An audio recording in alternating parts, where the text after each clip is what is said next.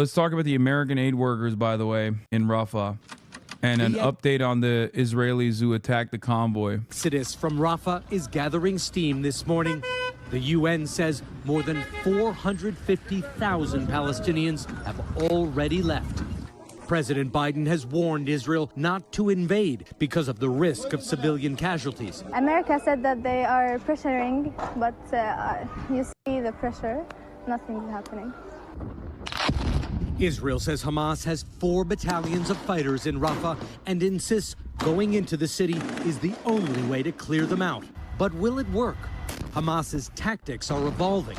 Its fighters have regrouped in northern Gaza, which the Israeli military... Wait, I don't get it. Doesn't this imply that, like, you suck shit and that you just can't do the thing that you claimed you were going to do? Like, you killed tens of thousands of women and children, and, like, and what do you have to show for it? Nothing. You flattened Gaza, and your dudes are still getting murked. It might have something to do, in my opinion. I'm no big city lawyer. I'm no IDF Rear Admiral General. I am, after all, too old to be a general in the IDF, of course. I am 32 after all. I would have had to be medically retired by the IDF at that point. But the one thing I have seen is a flattened Gaza. The one thing I have seen is tens of thousands of dead children, babies, premature born babies, women, children, elderly, men, an entire open air prison flattened to the ground with the overarching goal of ending Hamas. And I thought they cleared northern Gaza, and it turns out Hamas is still there. The only thing Israel has to show for it, however, is like blowing up houses, controlled demolitions of buildings near the Gaza envelope inside the Gaza Strip. Like we covered already, even mainstream Israeli media is now saying there's less than 2 battalions. Others have regathered at the already apocalyptic Jabalia, where the fighting has restarted too.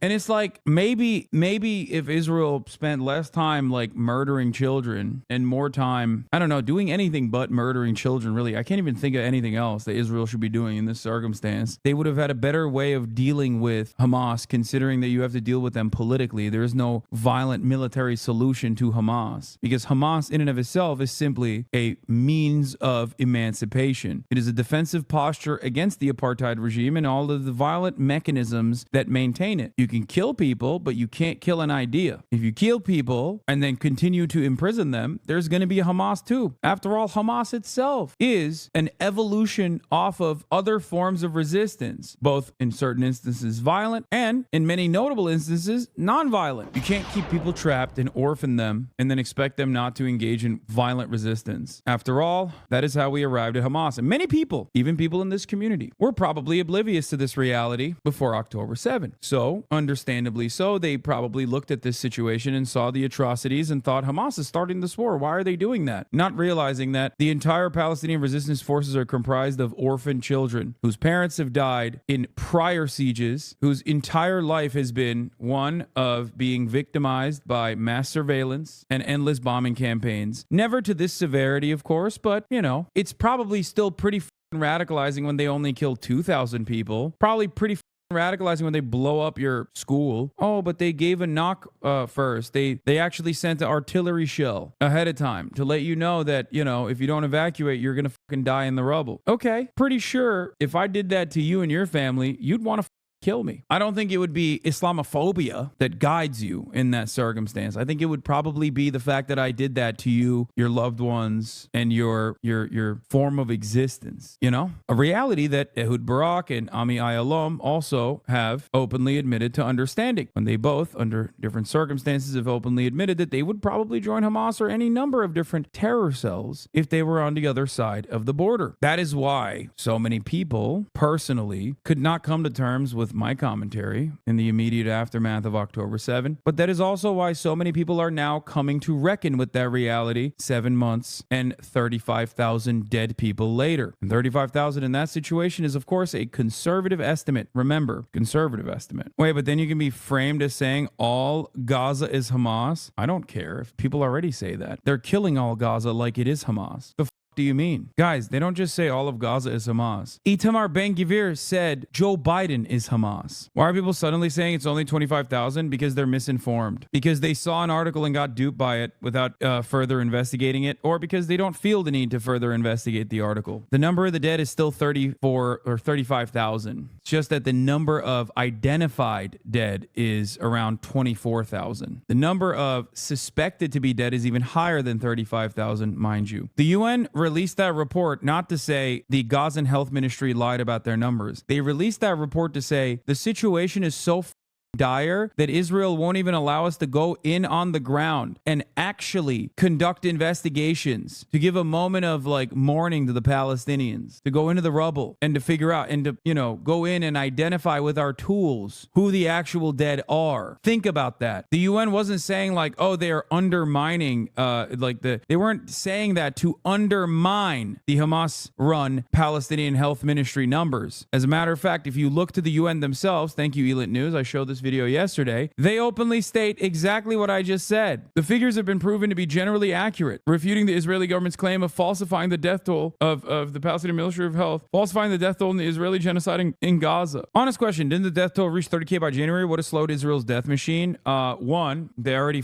blew up most of the places in both northern and like central Gaza, and even a lot of the places in southern Gaza too, with the exception of like aspects of Rafah. But beyond that, another major reason is not that there aren't people that are still being killed. It's that the reporting tools have also been destroyed purposely by Israel, mind you. When there is no aspect of civil society, when all of the hospitals are both overwhelmed and also all the record keepers are fucking dead, well, that makes things a lot more difficult to make an accurate assessment on. I don't agree with Ralph Nader's estimation that it's 200,000 Palestinians that were killed. We don't know. But knowing what I do know about prior sieges into Gaza and the health ministry's estimations in those prior sieges, oftentimes their numbers are wrong. The Palestinian health ministry gets the numbers wrong, but not in the direction that Joe Biden and Israel claims they get it wrong. They actually undercount the number of the dead, for the record. But beyond that, their numbers are as close to what is the reality as you can physically get to, all things considered, in the fog of war. They have a lot of experience operating under gruesome sieges and still giving you correct numbers. They are backed by every international humanitarian rights organization, and perhaps even more important than that, the Israeli government themselves, who do have an access to the Palestinian population registry, who could correct the record, considering that they do 24/7 surveillance on the Gaza Strip and never stopped. They could literally be like, here's a person that you said we killed. Here he is alive. This is their identification. This is their home. They could literally do that. Given the fact that Israel has not done that, given the fact that Israel also personally uses the Palestinian Health Ministry's numbers, given the fact that the American State Department uses the Palestinian Health Ministry's numbers, it is absolutely insane, racist, and also genocide denialism to act like the Palestinian Health Ministry is not consistently accurately reporting the death toll. It is a more legal, liberally appropriate, liberal civility aesthetics adjacent take on Pallywood, that the Palestinians simply are lying about their plight, that they're simply lying about the violence that they're being subjected to. But what do you expect? It is perfectly normal to deny a genocide while you are conducting it. Seemed to have already cleared. It's a sign Hamas is becoming an insurgency. Will you still call it genocide even if the ICJ rules it's not? Yes. Yes. You can say that I'm biased in that regard if you want, but it absolutely is. That is what this is. Digging in for a long guerrilla war. The Biden administration says Israel needs a long-term plan for Gaza and that the goals expressed by Israeli leaders may not be realistic. Total victory. I don't think we believe that that is likely or possible, and that this looks a lot like situations that we found ourselves in after 9/11. Hamas used to run the services in Gaza, but now it's nowhere to be found. It started the war with Israel and then went underground to fight it. What little aid Gazans receive comes from humanitarian workers. The State Department says it's aware of reports that some American medical volunteers are now trapped after Israel seized control of Rafah's border crossing with Egypt. We spoke to Dr. Amar Ghanem from Michigan. We have been trying to help, but the need is above what you can imagine. Israel controls the flow of everything in and out of Gaza, and some Israelis want to stop the flow of aid completely. Extremists have begun attacking trucks, believing food and medicine should not be allowed in as long as Hamas holds hostages. Support in Israel for destroying Hamas is nearly universal, but there are deep divisions here about Prime Minister Netanyahu's handling of the war.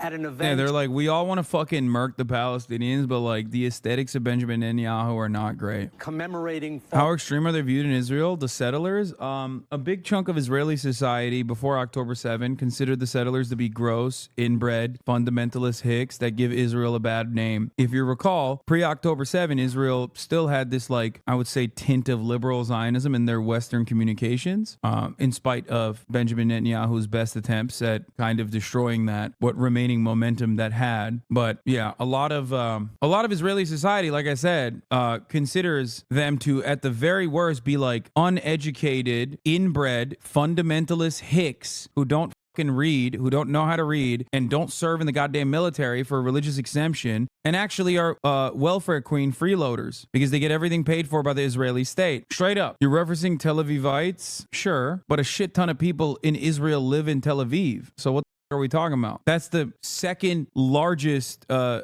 Jewish city on the planet after New York City. The largest benefits for the settlers actually still come from American Christians. Yep, American Christians are the #1 funders and facilitators of Israeli settlement projects. Did we cover the interview of the lady that was trying to stop the settlers from destroying the aid? I didn't cover the interview, but I covered her yesterday when she filmed it. all Israeli soldiers, Prime Minister Netanyahu was heckled. Savannah? All right, Richard Engel, thank you very much. Hey, thanks for watching. Don't miss the Today Show. Guys, the Israeli police is investigating the attack on the Gaza aid convoy. Israeli security forces are paid to stop this happening. They either could not or would not, but clearly did not prevent Israeli settlers attacking an aid convoy yesterday. From the West Bank, bound for Gaza, where, say aid agencies, hundreds of thousands of civilians face famine. Around 70 Palestinian trucks, which were scheduled to go into the Gaza Strip, were targeted. After these trucks unloaded the supplies at the Takamir crossing, the aid was then taken by Israeli trucks to go into the Gaza Strip. But during the unloading and loading, settlers attacked these trucks, destroying the products and burning them in a systematic act of sabotage. A continuation of images seen yesterday as settlers destroyed food at the same crossing point. The view of a British doctor. A good chunk of secular Israelis definitely started to feel the animosity towards the settlers as divisions were rising in the context of judicial reforms. However, I'd say that a majority of Israelis are pretty ambivalent to the settlement project. They don't really see it in the context of a conflict and will look at you weirdly if you bring them up as an important issue. They have family there and drive there on the weekend. Can't view it in the framework that we do. I might be operating on like older Israeli political understandings here, to be fair, because I feel like, you know, almost three decades of Benjamin Netanyahu almost 3 decades of Benjamin Netanyahu probably changed the political dynamic in the country quite a bit, especially considering the settlement project and how much it expanded in that time frame. When you consider the fact that in the 90s, settlement beyond East Jerusalem was nowhere near as vast or as expansive as it is now, and the fact that there was even a like free, restricted but relatively free travel opportunity for Palestinians in and outside of Israel to a certain degree up until like the early 90s. I feel like there was a resentment. Yeah. Well, we'll talk about how the settlement population doubled between 1993 to 2000 from 106,000 to 200,000. Yeah, and now it's 750,000 from 2000 to now. There was obviously settlers in Jerusalem, in occupied Jerusalem, but beyond that, like occupied West Bank is insane. They hate the settlers the way mainstream Republicans hate the extremist militias, i.e. not at all. They're a convenient tool. I agree.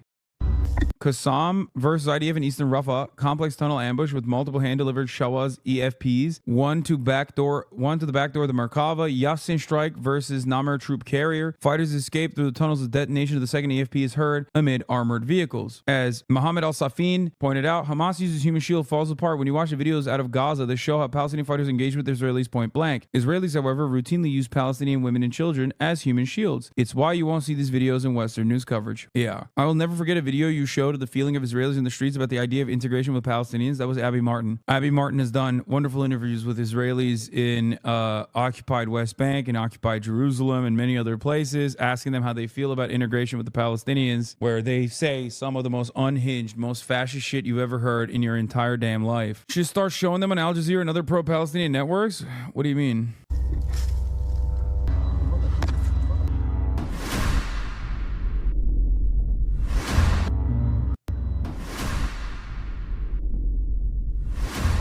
Are you able to interview Martin? Yes.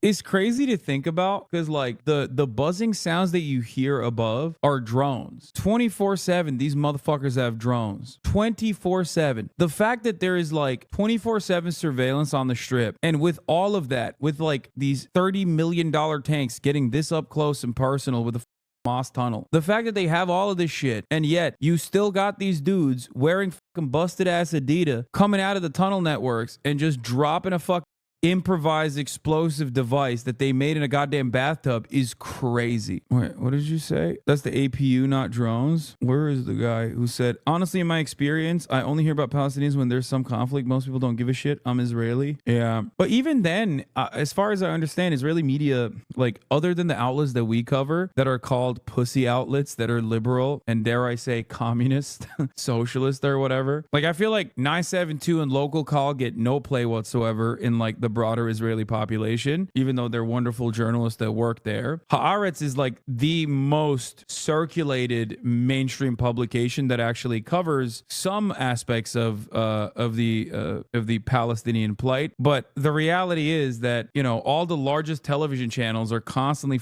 doing 24/7 propaganda, never showing Palestinians, never showing what happens to Palestinians ever. Why would they? That would go against the death and destruction that they're championing. You might accidentally end up catching a couple people on their off moments think, oh my God, that child that just got lasered by our military looks exactly like my child. You know what I mean? You might have Israelis develop some conscience and start humanizing some of these as victims of genocide. And in which case, then you have a much larger political problem if you want to maintain the apartheid. That's why it's not an accident that there are so many former IDF people who, after all of those sieges, will turn around and be like, holy what the did we do? That was insane. That's why they have breaking the silence. Like when they actually do end up interacting with Palestinians beyond like clicking a button and dropping a fucking bomb, when they actually go on foot, it ends up humanizing the conflict for them.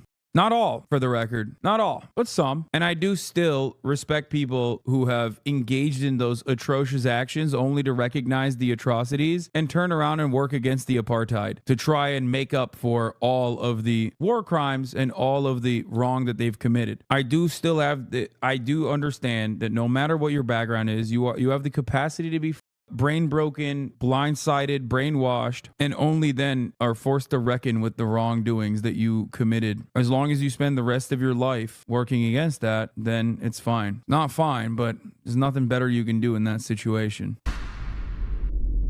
Anyway, that's insane, bro.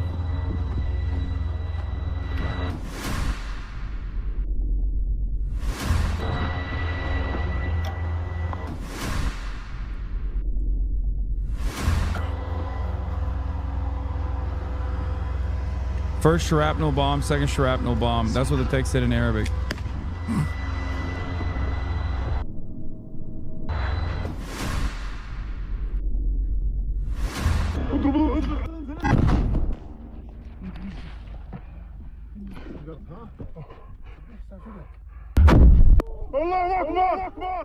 It's why because motherfuckers watch Dune 2 and they go, oh my God, how sick. Like, how sick is that? Meanwhile, here's Dune 2 happening, doing to Israel what Israel's doing to them. People literally love Dune 2 and they see the Fremen in real life. They're like, This is such a rookie move to have tanks in urban areas without sufficient infantry support. It's not a rookie move. It's a coward move. You think Israeli commanders don't know that you have to, one, maneuvering fucking Merkava tanks in urban combat is going to be endlessly difficult. It literally requires bulldozing many of the pathways just to be able to fucking roll them through. And also beyond that, you of course have to have infantry support at all times. They know that. The reason why they don't do it is because the Merkava is like AC. The Merkava has ACs in it. It has like, Netflix and Apple connectivity and shit. Because in their minds, their modus operandi is flattening the entire strip before moving the tanks through, assuming that like no one is going to pop out of those goddamn tunnel systems to do exactly what we just watched. They would rather personally sit in the tank and hope that no one is brave enough to come up to the tank and blow it up. They need some good angles with them TikToks. Yeah, exactly. They're like, what's that word? Maravia? No, it's called top of the hour ad break. Just kidding. It's called Merkava. That's the name of the tank. But also the top of the hour ad break is happening right now. There was definitely resentment in the 90s because we had an organized political peace bloc, but the settlers know how to play PR. Every time there's an evacuation, they make a whole show. In the 70s, where the Yamit settlements in the Sinai were evacuated, settlers from the West Bank came out to do those dramatic media stunts, chaining themselves to buildings and shit. Same goes to the 2005 disengagement. All the people crying are all radical West Bank settlers law. Kind of like, look what you were doing to your fellow Jews, and that shit plays in the media and stays in the collective memory. Yeah. I remember seeing the images of the IDF literally forcibly removing the settlers out of the Gaza Strip. Like the IDF literally forcibly removing them. Those aren't Gaza settlers, lol. Those are people who travel from the West Bank. Weren't they in Gaza though? Like, am I crazy? I feel like I saw dudes in Gaza. Try doing that in the West Bank times 100. That's why it's impossible. That's why many people who are much more knowledgeable on this issue, like Avi Shalem, a Jewish Israeli historian, says that the settlement project and the expansion through the so-called peace process all the way from the 90s onward has made a two-state solution impossible. You can see behind her eyes that she's pissed. The fact that Israel did all that and they didn't win anything. They didn't win the televote. They didn't win the jury. No Marcel Bezenshon or OGAE awards. I don't know what any of these words mean. I'm just glad that Eurovision is over. And I'm also glad that Israel lost, but still. Yes. What do you think of the winner? He's talented. He's very talented, and he did great. We have to go. Congratulations. What?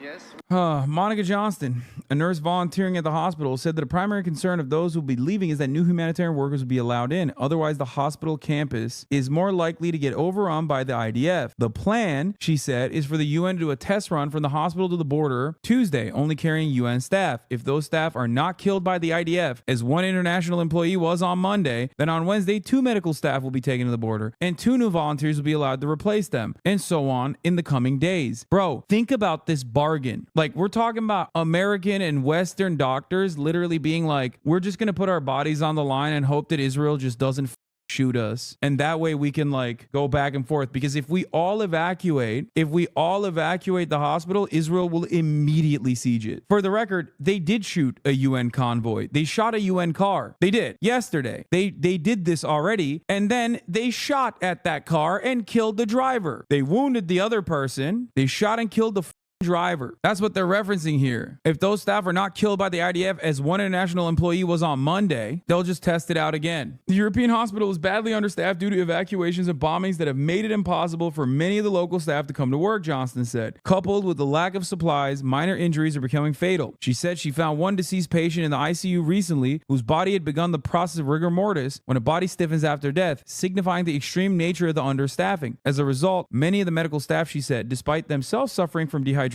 vomiting, and diarrhea, are reluctant to leave without a guarantee they can be replaced by new humanitarian aid workers. And there are still those who would defend this shit, or I don't know, defend the aesthetics from a debate file perspective. They're already running cover for the UN car. IDF reveals Hamas terrorists use UN vehicles UNRWA compound as cover in Rafah. Watch. Oh my God. Several terrorists and gunfire can be seen near UN vehicles in the area of UNRWA logistics warehouse compound in eastern Rafah, which is a central point for distribution of UNRWA's aid. Hamas presence threatens civilian safety. IDF literally tweeted it in Hebrew. During an activity by the forces of the Gavati Brigade under Division 162 at the weekend east of Rafah, terrorists were identified in the central logistics complex of the UNRWA agency next next to UN vehicles. Yeah, we know how good they are. We know how good they are at identifying terrorists. By the way, the terrorists in this circumstance, the armed individuals that they're pointing to, are literally what remains of the Gazan civil police force. The Gazan civil police force that is offering security to the fucking aid workers. Remember when Israel saw that there was an orderly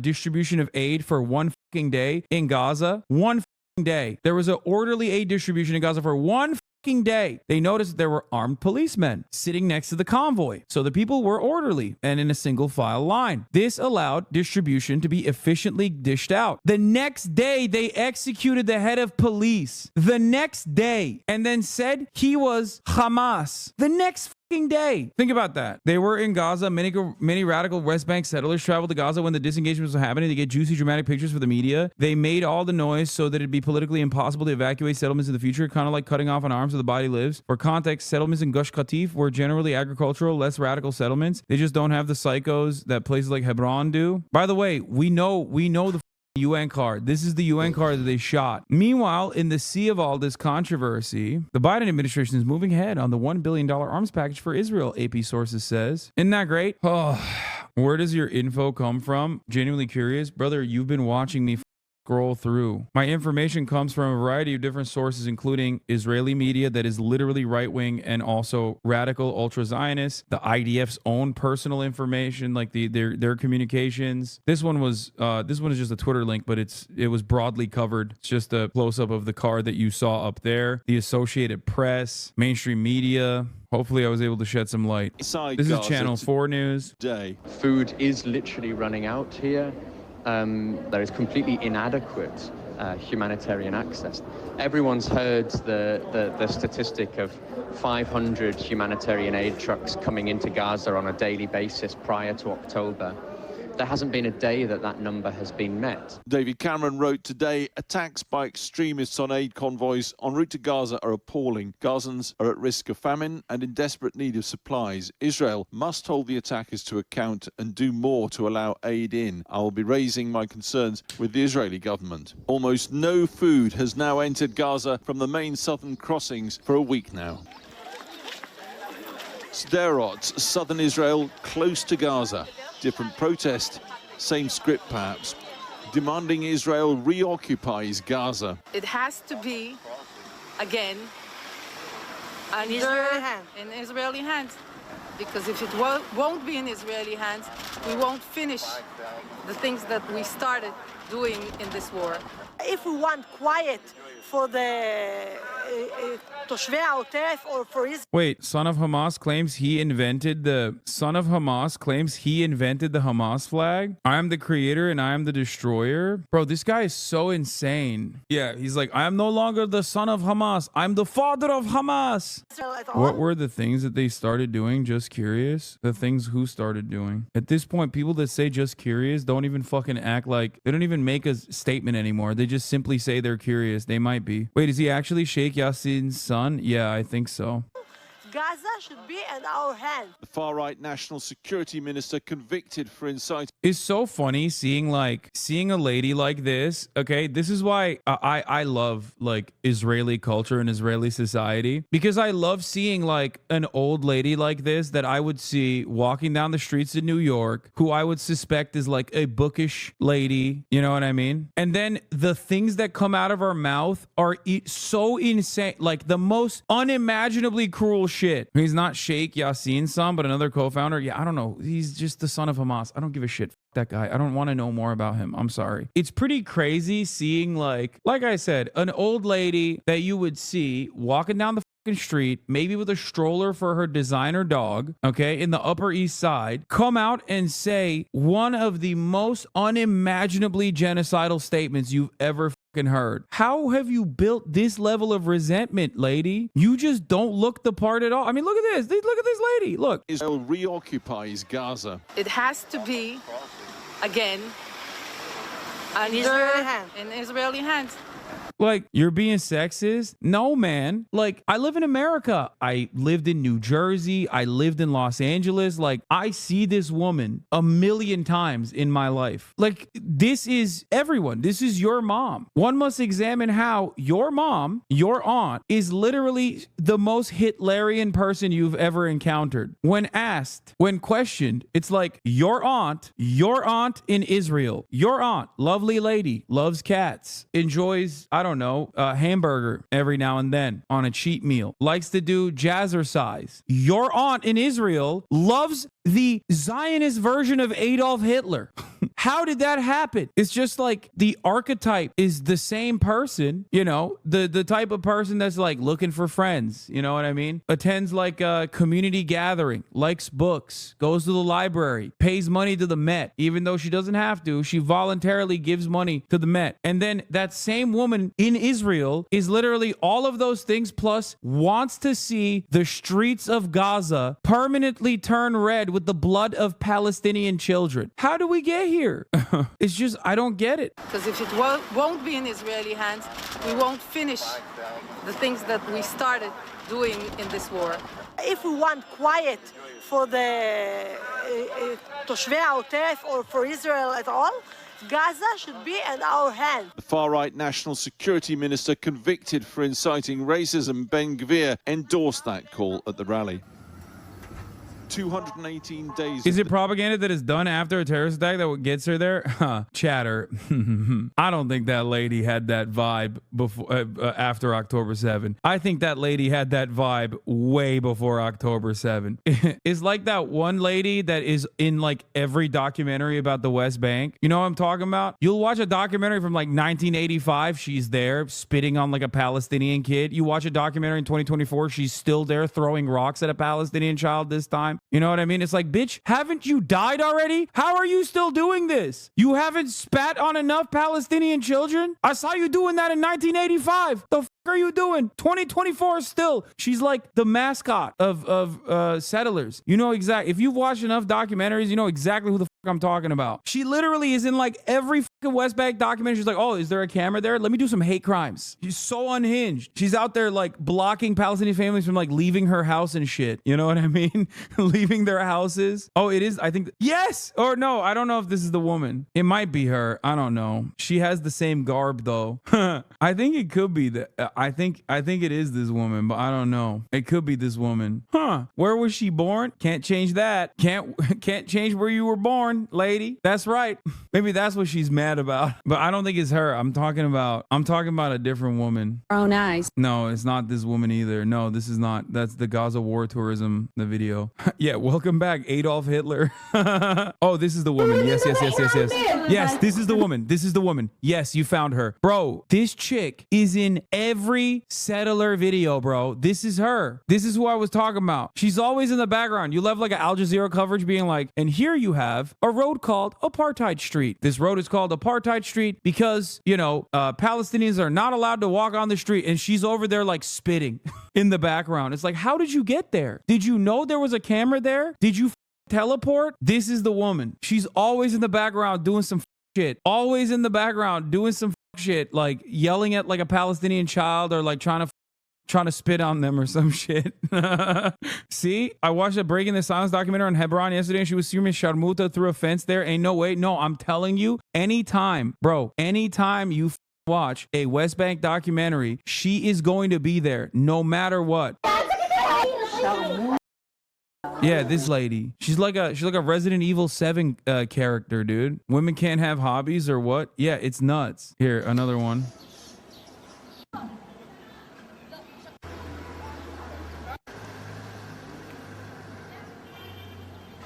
Remember, by the way, Palestinians teach their children to hate, by the way, okay?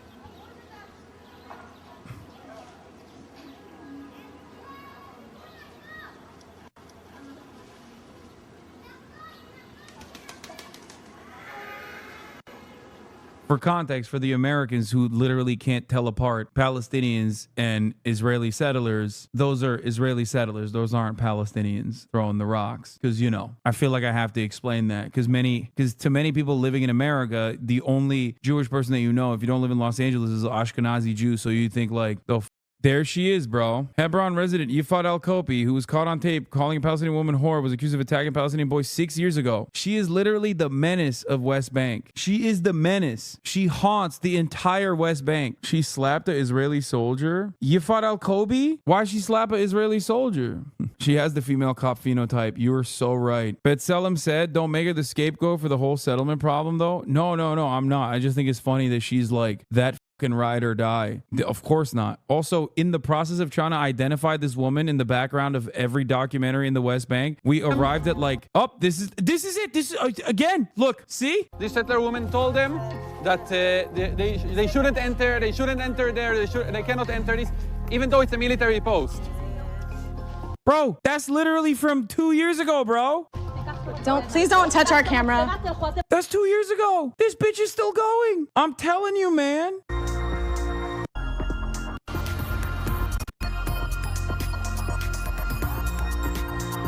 She was caught throwing stones at Palestinians.